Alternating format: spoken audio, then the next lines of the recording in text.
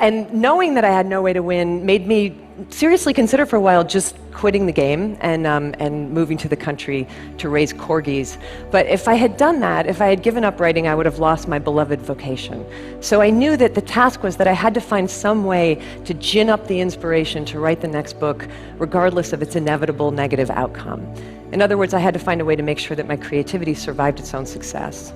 And I did in the end find that inspiration. I found it in lessons that I had learned earlier in life about how creativity can survive its own failure.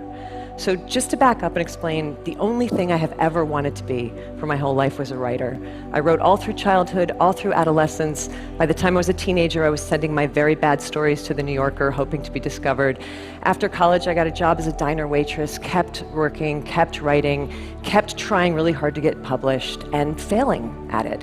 I failed at getting published for almost 6 years. So for almost 6 years, every single day I had nothing but rejection letters waiting for me in my mailbox.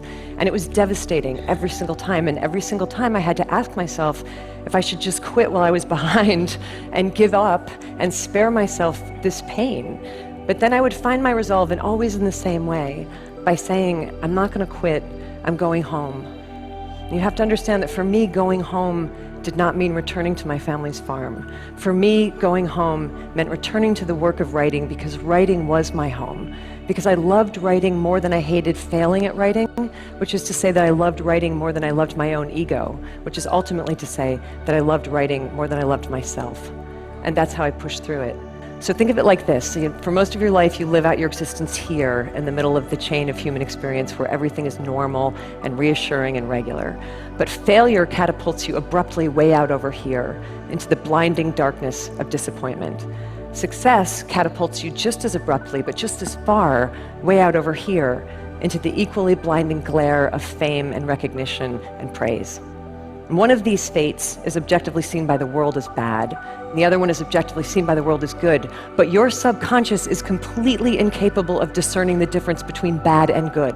The only thing that it is capable of feeling is the absolute value of this emotional equation, the exact distance that you have been flung from yourself. And there's a real equal danger in both cases of getting lost out there in the hinterlands of the psyche. But in both cases, it turns out that there is also the same remedy for self-restoration, and that is that you have got to find your way back home again, as swiftly and smoothly as you can. And if you're wondering what your home is, here's a hint. Your home is whatever in this world you love more than you love yourself. So that might be creativity, it might be family, might be invention, adventure, faith, service, might be raising corgis, I don't know. Your home is that thing to which you can dedicate your energies with such singular devotion that the ultimate results become inconsequential. For me, that home has always been writing.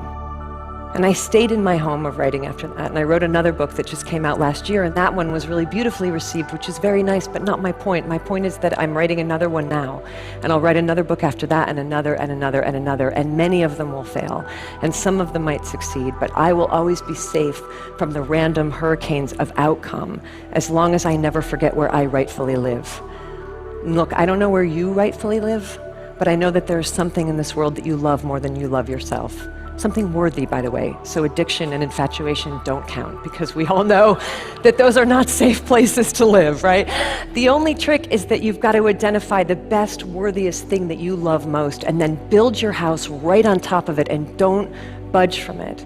And if you should someday, somehow, get vaulted out of your home by either great failure or great success, then your job is to fight your way back to that home the only way that it has ever been done, by putting your head down and performing with diligence and devotion and respect and reverence whatever the task is that love is calling forth from you next.